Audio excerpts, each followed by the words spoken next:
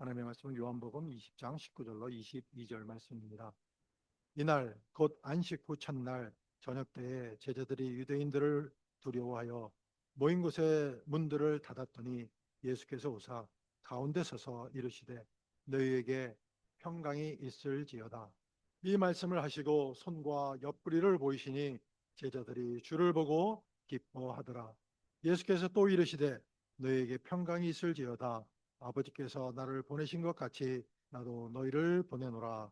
이 말씀을 하시고 그들을 향하사 숨을 내쉬며 이르시되 성령을 받으라. 우리에게 주시는 하나님의 말씀입니다. 말씀을 주신 하나님께 감사를 드립니다. 이 시간 우리 권지영 집사님 특송해 주시겠습니다.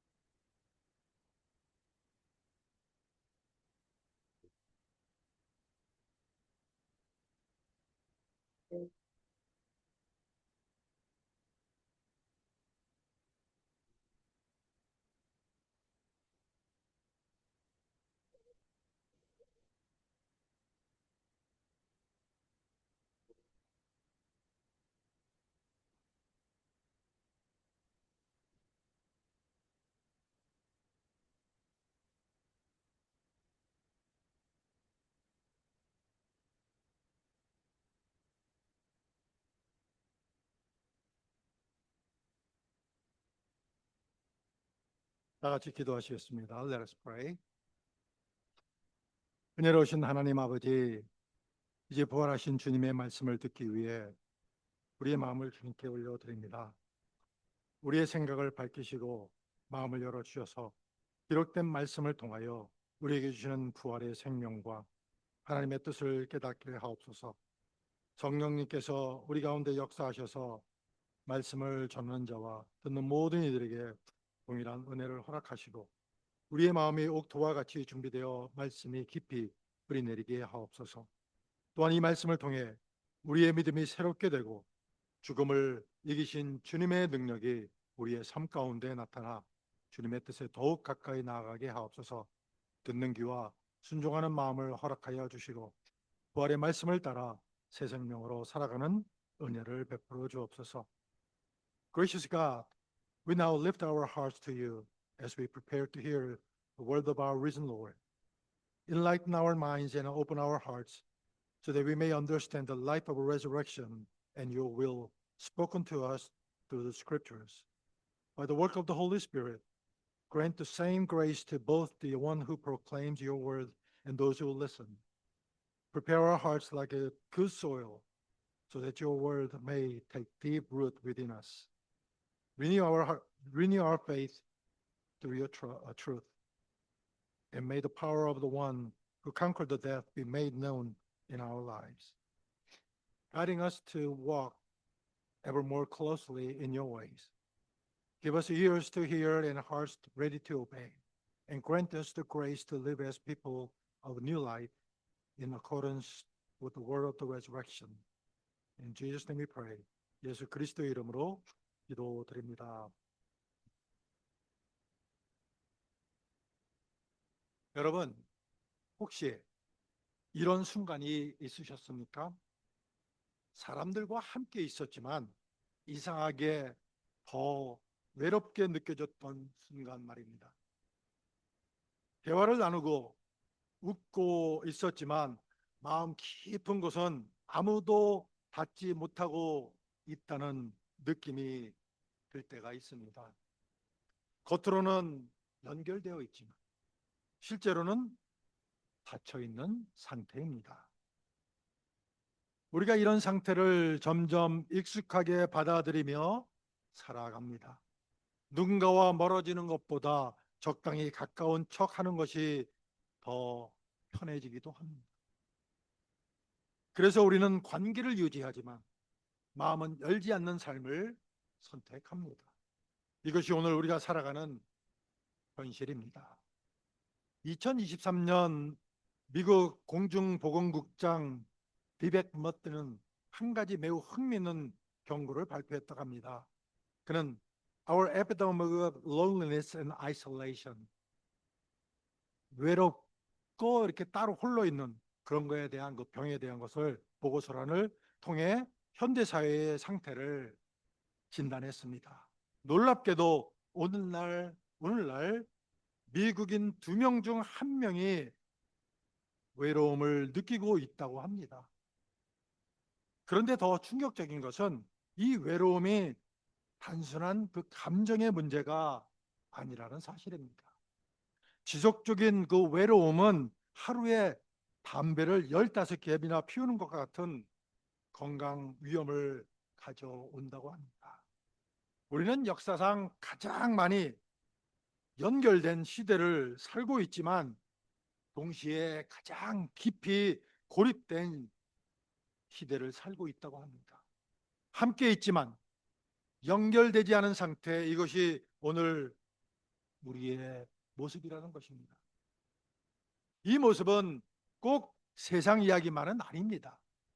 우리 역시 같은 모습을 경험할 수가 있습니다. 우리는 같은 예배당에 모이고 같은 찬양을 하며 같은 하나님을 예배하며 같은 말씀을 듣고 있습니다. 그러나 때로는 서로를 깊이 알지 못한 채 머무를 때가 있습니다. 조심스러운 그 마음 때문에 한 걸음 더 다가가지 못하기도 합니다. 혹은 상처받을까 두려워서 마음의 문을 살짝 닫아두기도 합니다. 그렇게 우리는 함께 있으면서도 완전히 열려 있지 않은 상태로 머물 때가 있다는 것입니다. 오늘 우리는 한 장면 속으로 들어가 보려고 합니다. 어떤 사람들이 한 공간에 모여 있습니다. 밖과의 그 연결은 끊겨 있고 안의 분위기는 조용합니다. 누군가는 말을 아끼고 있고 누군가는 생각에 잠겨 있습니다. 그 공간에는 설명하기 어려운 긴장감이 흐릅니다. 그리고 그곳의 문은 굳게 닫혀 있습니다. 그 문이 왜 닫혀 있는지, 무엇을 두려워하고 있는지는 쉽게 말할 수 없습니다. 그 모습을 잠시 눈으로 느껴보겠습니다. 말로 설명하기보다 그 장면을 그대로 바라보는 것이 더 도움이 될 것입니다. 지금 우리가 보는 이 장면이 단순한 영상이 아니라 어쩌면 우리의 모습일 수도 있기 때문입니다. 우리가 마음속에 가지고 있는 어떤 상태일 수도 있다는 것입니다. 그 장면을 있는 그대로 바라보면서 우리는 자연스럽게 한 가지 질문을 갖게 됩니다. 왜 이렇게 닫혀 있는 것일까?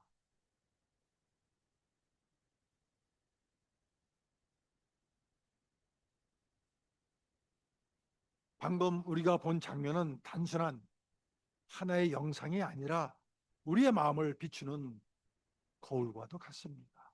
문이 닫혀 있다는 것은 단지 그 물리적인 상태만을 의미하지 않습니다. 그 안에는 어떤 이유가 있고 어떤 감정이 있습니다. 사람들은 아무 이유 없이 문을 닫지 않습니다. 대부분은 무언가를 막기 위해서 혹은 자신을 지키기 위해서 문을 닫습니다. 바깥이 위험하게 느껴질 때 사람은 자연스럽게 문을 닫습니다. 그리고 그 문은 점점 더 단단하게 잠기게 됩니다. 그렇다면 사람의 마음은 언제 닫히게 될까요? 상처를 받았을 때 우리는 쉽게 마음을 열지 못하게 됩니다. 기대했던 관계가 기대와 다르게 흘러갈 때 우리는 한 발짝 물러서게 됩니다. 누군가의 그 말 한마디, 작은 오해, 반복되는 그 실망들이 쌓일 때 마음은 점점 조심스러워집니다. 그리고 어느 순간부터는 더 이상 깊이 들어가지 않으려고 합니다. 겉으로는 함께 있지만 마음은 일정한 거리를 유지하게 됩니다. 이것이 바로 관계 속에서 나타나는 다짐인 것입니다. 또 하나의 이유는 두려움입니다. 다시 상처받을까 봐, 다시 실망할까 봐, 다시 거절당할까 봐 우리는 마음을 쉽게 열지 못합니다. 두려움은 사람을 움츠러들게 만들고 관계를 단절시키는 방향으로 가게 됩니다. 그래서 우리는 스스로를 보호하기 위해 거리를 둡니다. 더 깊이 연결되지 않기 위해 선을 긋습니다. 겉으로는 아무 문제 없어 보이지만 실제로는 서로를 향한 문이 닫혀 있는 그런 상태가 됩니다. 그렇게 우리는 점점 안전하지만 외로운 상태로 머물게 된다는 것입니다. 사실 이런 모습은 지난주 종료주일에 우리가 함께 보았던 장면입니다. 수많은 사람들이 예수님 곁에 모였지만 서로의 마음은 달랐고 예수님의 마음과도 달랐습니다. 같은 길 위에서 같은 방향을 바라보고 같은 호산나를 외쳤지만 며칠 뒤 그 입에서는 십자가에 못 박으라는 말이 나왔습니다. 모이지 않아서가 아니었습니다. 이해하지 못했기 때문이었습니다. 그렇게 문은 점점 더 굳게 닫혔습니다. 그런데 바로 그렇게 그런 닫힌 공간 속에서 전혀 예상하지 못한 일이 일어나기 시작합니다. 함께 있었던 사람들이 서로를 이해하지 못할 때 공동체는 쉽게 흔들리게 됩니다. 겉으로는 아무 문제가 없어 보일 수 있지만 그 안에는 이미 균열이 시작됩니다. 시간이 지나면서 그 차이는 점점 더 커지고 결국 함께 있던 사람들이 흩어지게 됩니다. 문제는 모이지 않은 것이 아니라 서로를 이해하지 못하는 데 있다는 것입니다. 그렇게 문은 점점 더 굳게 닫히게 됩니다. 그런데 바로 그런 상태, 바로 그런 닫힌 공간 속에서 전혀 예상하지 못한 일이 일어나기 시작합니다. 그렇게 닫혀 있는 공간, 아무도 먼저 나서지 못하는 그 정적 속에서 예상하지 못한 일이 일어나기 시작합니다. 누군가가 문을 두드린 것도 아닙니다. 그들은 여전히 그 자리에 있었고 문도 여전히 닫혀 있었습니다.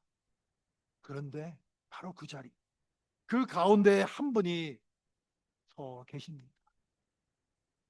아무도 예상하지 못한 방식으로, 아무도 준비하지 못했던 순간에 그분이 그들 가운데 나타나십니다. 닫힌 문이 그분을 막지 못했습니다. 그분은 바로 예수님이셨습니다. 그러나 단순히 다시 찾아오신 예수님이 아니었습니다. 십자가에서 죽으셨던 그 예수님이 다시 살아나셔서 그들 가운데 서 계셨던 것입니다. 제자들은 분명히 그분의 죽음을 보았습니다. 모든 것이 끝났다고 생각했습니다. 그래서 그 문을 닫고 있었던 것입니다. 그런데 바로 그분이 죽음을 이기고 다시 살아나셔서 그 자리에 서 계신 것입니다. 이것은 단순한 방문이 아니라 완전히 새로운 사건이었습니다. 오늘 본문 19절은 이날 곧 안식 후 첫날 저녁 때에 제자들이 유대인들을 두려워하여 모인 곳의 문들을 닫았더니 예수께서 오사 가운데 서서 이르시되 너희에게 평강이 있을지어다 라고 말씀하고 있습니다. 성경은 문을 닫았더니 라고 기록합니다. 이것은 한 번 닫고 다시 열기를 기다리는 상태가 아닙니다. 이미 단단히 잠겨서 놔버린 상태입니다. 언제부터 닫혔는지 기억하기도 어려울 만큼 닫힌 채로 오래된 상태인 것입니다. 두려움이 습관이 되어버린 것입니다. 그런데 바로 그 자리에 예수님이 오셨습니다. 그분은 아무 말 없이 상황을 설명하지 않으셨습니다. 왜 문을 닫고 있었는지 따져 묻지도 않으셨습니다. 대신 가장 먼저 건네신 말씀은 단 한마디였습니다. 너희에게 평강이 있을지어다. 그 평강은 단순한 위로가 아니었습니다. 두려움을 완전히 넘어선 평강이었던 것입니다. 그래서 그 말 한마디가 그 공간의 분위기를 바꾸기 시작합니다. 그런데 예수님은 평강을 선언하신 후 멈추지 않으셨습니다. 21절을 보시면 이어서 이렇게 말씀하십니다. 아버지께서 나를 보내신 것 같이 나도 너희를 보내노라. 두려움 속에 문을 잠그고 있던 사람들에게 예수님은 이제 나가라고 명하십니다. 이것은 참으로 역설적인 장면입니다. 보내노라, 보내노라 라는 그 말은 단순히 어딘가로 가라는 뜻이 아닙니다. 내가 너희를 대표하여 세상에 세운다는 그런 뜻입니다. 가장 연약한 자들에게 가장 큰 신뢰가 주어지는 순간입니다. 그러나 이 파송은 명령이기 전에 회복인 것입니다. 예수님은 그들이 스스로 감당할 능력이 충분해서 보내신 것이 아닙니다. 부활하신 주님이 함께 하시기에 보내시는 것입니다. 우리가 보냄을 받을 수 있는 이유는 우리가 강하기 때문이 아닙니다. 우리를 보내시는 분이 이미 죽음을 이기셨기 때문입니다. 그런데 오늘 본문에는 우리가 쉽게 지나칠 수 있는 중요한 장면이 장면이 하나가 또 있습니다. 20절을 보시면 예수님은 평강을 선언하신 직후 제자들에게 손과 옆구리를 보여주셨습니다. 부활하신 몸이었지만 십자가의 흉터는 그대로 남아 있었다는 것입니다. 예수님은 그 흉터를 감추지 않으셨습니다. 오히려 먼저 내보여주셨습니다. 그리고 성경은 기록합니다. 제자들이 주를 보고 기뻐하더라. 생각해 보시기 바랍니다. 그들이 기뻐한 것은 예수님이 완전히 회복되어 아무 상처 없이 나타나셨기 때문이 아니었던 것입니다. 상처가 있는 그분을 보았기 때문에 기뻐한 것입니다. 흉터가 오히려 그분이 진짜라는 증거였던 것입니다. 그 흉터가 그들이 함께 겪었던 고통의 기억과 연결되어 있었기 때문입니다. 다시 살아난 공동체는 상처가 없는 공동체가 아닙니다. 서로의 상처를 주님의 이름으로 드러내고 보듬는 그런 공동체인 것입니다. 주님이 흉터를 보여주셨을 때 제자들이 기뻐했듯이 우리도 서로의 그 연약함을 내어놓을 때 비로소 닫힌 문이 완전히 열리는 것입니다. 우리는 종종 공동체 안에서 강한 모습만 보이려고 합니다. 괜찮지 않아도 괜찮은 척합니다. 흔들리고 있어도 흔들리지 않는 척합니다. 그러나 예수님은 그렇게 하지 않으셨습니다. 부활하신 주님조차 흉터를 감추지 않으셨다면 우리도 서로의 앞에서 우리의 연약함을 내어놓을 수가 있다는 것입니다. 그 솔직함이 오히려 공동체의 문을 열게 하는 것입니다. 그리고 요한복음은 한 가지를 더 기록합니다. 22절입니다. 이 말씀을 하시고 그들을 향하사 숨을 내쉬며 이르시되 성령을 받으라. 예수님이 그들을 향하여 숨을 내쉬셨습니다. 이 짧은 장면은 성경에 아주 오래된 기억을 불러옵니다. 창세기에서 하나님께서 흙으로 사람을 빚으신 후 그 코에 숨을 불어넣으셨을 때 사람이 비로소 살아있는 존재가 되었습니다. 요한은 지금 그 첫 번째 창조의 언어를 그대로 다시 사용한 것입니다. 부활하신 주님이 공동체를 향해 숨을 내쉬시는 이 장면은 단순한 의식이 아닙니다. 두려움으로 굳어있던 공동체가 다시 살아나는 순간입니다. 처음 인간이 하나님의 숨결로 생명을 얻었듯이 이 공동체는 부활하신 그 주님의 숨결로 새롭게 태어나고 있는 것입니다. 그래서 이 공동체의 이름이 다시 살아난 공동체인 것입니다. 우리는 그 순간을 이렇게 한번 떠올려 볼 수 있습니다. 굳게 닫혀있던 문이 서서히 열리기 시작합니다. 바깥에서 억지로 부수는 것이 아니라 안을 향해 빛이 스며들기 시작합니다. 어둡고 답답했던 공간에 밝은 빛이 들어옵니다. 그 빛은 단지 공간을 밝히는 것이 아니라 그 안에 있던 사람들의 그 마음까지 비추기 시작합니다. 죽음의 그림자가 머물렀던 자리에 생명의 빛이 들어옵니다.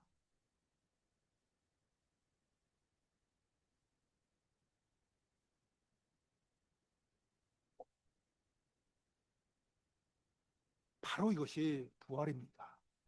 닫혀있던 것이 열리고 어두웠던 것이 밝아지며 끝났다고 생각했던 자리에서 다시 시작이 일어나는 사건입니다. 그리고 그 변화는 사람들의 결심에서 시작된 것이 아니었습니다. 부활하신 주님이 먼저 그들 가운데 오셨기 때문입니다. 오셨기 때문에 시작된 변화였습니다. 그래서 우리는 알게 됩니다. 공동체를 여는 힘은 우리의 용기가 아니라 부활하신 주님의 임재라는 사실 말입니다. 사랑하는 성도 여러분, 우리가 지금까지 함께 바라본 이 장면은 단지 그때의 이야기로 끝나지 않습니다.